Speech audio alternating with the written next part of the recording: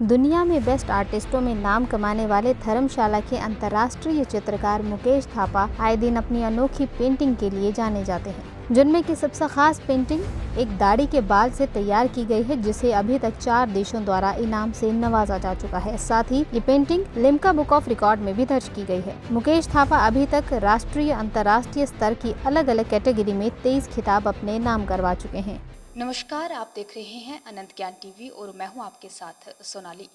तो आज हम एक ऐसी शख्सियत के साथ आपको मिलाने जा रहे हैं जो कि प्रतिभा के धनी हैं, और साथ ही बात करें तो ये एक चित्रकार है, अंतर्राष्ट्रीय चित्रकार, जो कि इनकी काफ़ी ज़्यादा एक पेंटिंग जो है वो मशहूर है। लेकिन उनमें से एक पेंटिंग की बात करेंगे तो एक पेंटिंग जो है वो खासी चर्चा में रहती है। वो पेंटिंग है जो कि उन्होंने एक दाढ़ी के बाल से जो है वो तैयार की है। उसको लेकर आज हम इनके साथ जो है वो ख़ास बातचीत करना चाहेंगे और इनकी जर्नी को लेकर जो है वो जानना चाहेंगे।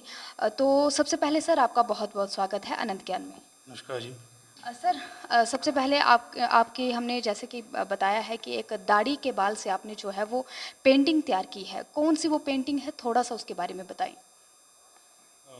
मैडम कई कई सालों से मैं पेंटिंग बना रहा था, तो इससे मेरे हाथों में कमांड आ गई। तो मैं चाहता था कुछ यूनिक किया जाए जिसका ध्यान पूरे दुनिया का उसकी तरफ आए। तो जब तक आप कुछ यूनिक नहीं करते हैं तो आप मतलब एक पानी है वो ठहर जाता है। तो मतलब थोड़ा यूनिक करने के लिए मैंने सिर्फ एक बाल से पेंटिंग बनाने का ठान लिया, और उसका मैं दिन रात 6 साल तक मैंने प्रैक्टिस की। तो उसको मैंने अटैम्प्ट किया। और जब भी आप कोई काम करते हो तो बिना स्वार्थ के काम करें, तो और कई बार वो सक्सेस नहीं भी होता है। तो मैंने सोचा नहीं है, मेरे को ये करना है। तो मैंने उसको एक बाल से सिर्फ अपना सेल्फ पोर्ट्रेट बनाया, और कई मैंने बाल तोड़े, कई मतलब कि इसमें काफ़ी मुझे टाइम लगा प्रैक्टिस में। तो मैंने अटैम्प्ट किया अपना सेल्फ पोर्ट्रेट, और उस पोर्ट्रेट का ध्यान पूरे दुनिया को उसके ध्यान आ गया, जिसमें Limca book of record, Asia book of record, India book of record, मतलब नो रिकॉर्ड बुक में नाम दर्ज है। और हिस्ट्री टीवी में ये प्रोग्राम 6 साल तक लगातार चला और अभी भी चल रहा है। तो वो एक यूनिक पेंटिंग थी, सिर्फ मैंने एक बाल से बनाई थी। जो एक कौन सी पेंटिंग? वो मेरा सेल्फ पोर्ट्रेट था, ये पेंटिंग थी। इसके अलावा मैंने काफ़ी पेंटिंग्स में भी थोड़े स्ट्रोक्स लगाए थे। और जो मैंने पेंटिंग बनाई थी वो सिंगल लेयर वाली पेंटिंग, मैंने ये अपना एक पेंटिंग बनाई थी। और उस पेंटिंग को मैंने दिन रात कार्य किया, काफ़ी मतलब इसमें प्रैक्टिस की। तो मतलब सेल्फ पोर्ट्रेट मैंने इसलिए बनाया क्योंकि मैं कोई वो ऐसा नहीं चाहता था कि कोई कंट्रोवर्शियल चीज़ बन जाए, कोई मतलब कि सेल्फ पोर्ट्रेट में आपका अपना पोर्ट्रेट होता। मैं किसी का पोर्ट्रेट नहीं बनाया, मैंने सिर्फ अपना ही पोर्ट्रेट बनाया ताकि वो कंट्रोवर्शियल ना हो। तो इसीलिए मैंने इस पेंटिंग को मैंने अटैम्प्ट किया, और इसका ध्यान पूरे दुनिया की तरफ आया। सर, आपकी प्रतिभा की जो है वो खासी बातें जो है वो की जाती हैं। तो जानना चाहेंगे, कब से आप जो है पेंटिंग्स बना रहे हैं, कहाँ से आपने जो है ये प्रतिभा सीखी है? मैं जब फोर्थ स्टैंडर्ड में था तो मुझे पेंटिंग का शौक़ पैदा हुआ। तब से लेकर मैंने आज तक उसको अपना एम बनाने की ठान ली। शुरू शुरू में मेरे को दिक्कतों का सामना करना पड़ा। तो मतलब सबसे पहले मैंने कागज़ पे कार्य किया, फिर प्लाई में, फिर कैनवस पे। तो ऐसे करते करते मैंने डिस्ट्रिक्ट, स्टेट, नेशनल, फिर इंटरनेशनल लेवल तक पहुंचा। तो मतलब एक कहावत है ना, slow and study means the race. मतलब जितना आप आस्ते आस्ते चढ़ेंगे तो वो चीज़ आपका बहुत आगे तक जाती है। और मतलब आप अगर एकदम से कोई कार्य करते हैं, हाँ आपको मतलब एक अवार्ड मिल गया फर्स्ट प्राइज, उसके बाद आपको ये पता नहीं हुआ कि आपको उसमें एक्सपीरियंस किया, तो आप वो एकदम से नीचे गिरते हैं, उसके बाद आप नहीं उठ पाते हैं। लेकिन मैंने लगातार 23 अवार्ड विन किए, एक से लेकर 23 अवार्ड, तो लगातार इंटरनेशनल अवार्ड, और फर्स्ट इंडियन हूँ जिसका हर कैटेगरी में अवार्ड है। तो यही चीज़ देखी जाती है कि आपको जब बार बार अवार्ड मिलता है तो इसमें आपका मतलब वो परफेक्शन आपकी और एक्सपीरियंस आपका मायने रखता है। तो इस तरह मैंने 23 अवार्ड इंटरनेशनल जीते, सिंगल हेयर पेंटिंग के अलावा। सर, भारत सरकार का किस प्रकार से सहयोग जो है रहा, क्योंकि आपने कहा कि आपने अंतर्राष्ट्रीय स्तर पर जो है वो काफ़ी ज़्यादा अवार्ड जीते हैं, लेकिन भारत की बात करें तो किस तरह से भारत सरकार जो है वो चित्रकारों के लिए क्या सहयोग करती है? देखिए, मुझे तो अपना कार्य करना था। मैंने बिना स्वार्थ के अपना कार्य किया कि क्योंकि मुझे उस टारगेट को पूरा करना था। कहते हैं ना, एक जुनून होता है जो आपको बहुत आगे तक ले जाता है। और मेरा ये जुनून था कि मैंने अंतर्राष्ट्रीय स्तर पर अपनी पहचान बनानी है।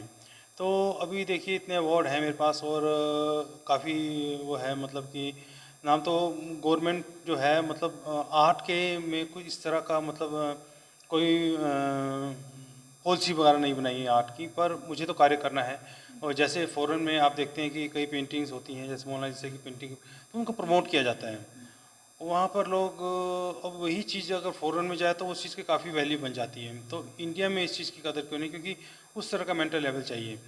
तो जैसे मोनालिसा की पेंटिंग देखने के लोग दुनिया दुनिया से, तो उसी प्रकार ये सिंगल लेयर पेंटिंग है, इसको देखने के लिए आते हैं। पर ये इस तरह से गवर्नमेंट को एक मेंटल लेवल चाहिए कि मतलब वो चाहे किस चीज़ को सपोर्ट करे, क्योंकि ये जितनी भी पेंटिंग है ये एक इंडिया की प्रॉपर्टी है। जी। जी।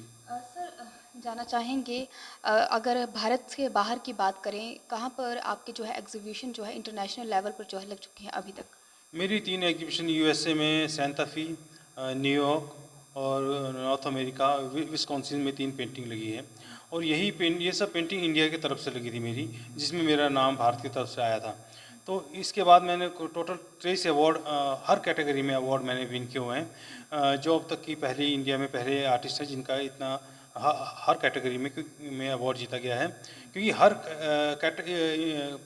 ऑयल पेंटिंग में भी कई कैटेगरीज होती हैं, जैसे पोर्ट्रेट, लैंडस्केप, क्रिएटिव। तो इन सभी कैटेगरी में मुझे अवार्ड मिला गया है और 3 एग्जीबिशन मेरी अंतर्राष्ट्रीय स्तर पर यूएसए में लग चुकी हैं। सर, अपनी पेंटिंग्स आप सेल भी करते हैं?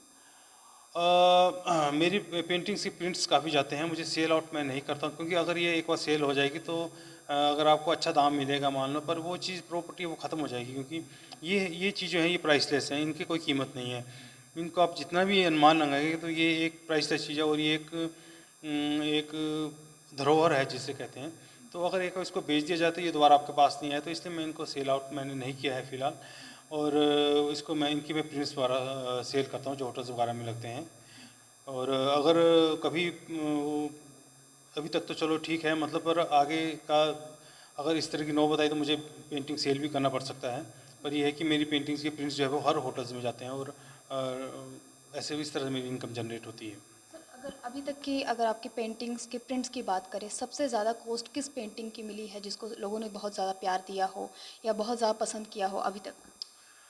देखिए, ऐसा है कि लोग जो है मतलब एक पेंटिंग है जो करोड़ों में है, वो पेंटिंग का लोग उसका दाम हर कोई नहीं दे सकता है। लेकिन ऐसी चीज़ हो कि दाम भी कम हो और पेंटिंग भी सबके पास पहुंच जाए, तो वो एक सिस्टम है। तो प्रिंट में मेरा लोकल व्यू था, यहाँ पे एक जगह है खनियारा साइड, तो वहाँ का एक जो सीनरी है वो लोगों ने काफ़ी पसंद किया, वो काफ़ी सेल हुई। और इसके अलावा कल्चर्स हैं, यहाँ का जो लोकल कल्चर्स है जो उन पे भी पेंटिंग काफ़ी मेरी लग चुकी है। तो इस तरह से मतलब मैं देता हूँ ताकि मतलब कि कम लोगों को इतना खर्चा भी ना हो और उनके स्थान पे वो पेंटिंग पहुँच भी जाए। सर, अभी तक किसी बड़ी हस्ती की पेंटिंग आपने बनाई हो, उनको दी हो, कभी ऐसा हुआ है?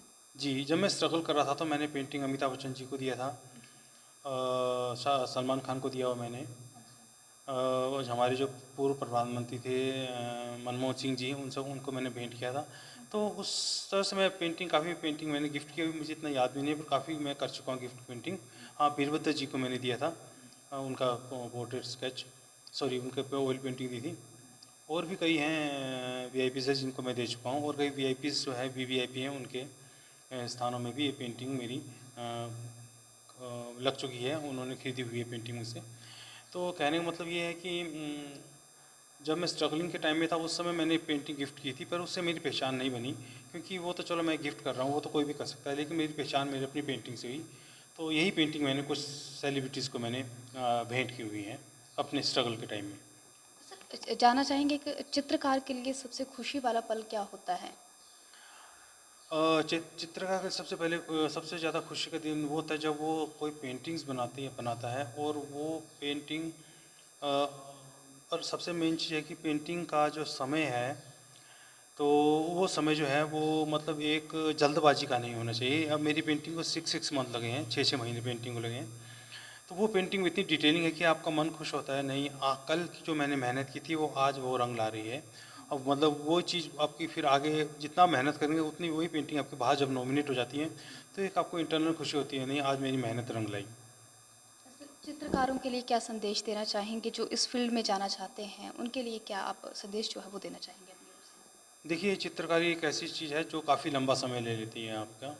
तो मैंने भी अपनी ज़िंदगी के 32 ईयर्स लगाए हैं, निस्वार्थ कार्य किया है, और जो जुनून होगा तभी आप कर पाओगे। क्योंकि लोग आएंगे 2-4 दिन से 2-3 महीने सीखते हैं, उसके बाद उनकी वो लगन ख़त्म हो जाती है। लेकिन मैंने 32 साल तक अपना कार्य किया हुआ है पहले। तो इसमें 3 स्टेजें आपको पार करनी पड़ेगी, काम, नाम, फिर दाम। पहले आपका काम होगा, फिर नाम आएगा होगा, फिर जब जाके आपको दाम मिलेगा।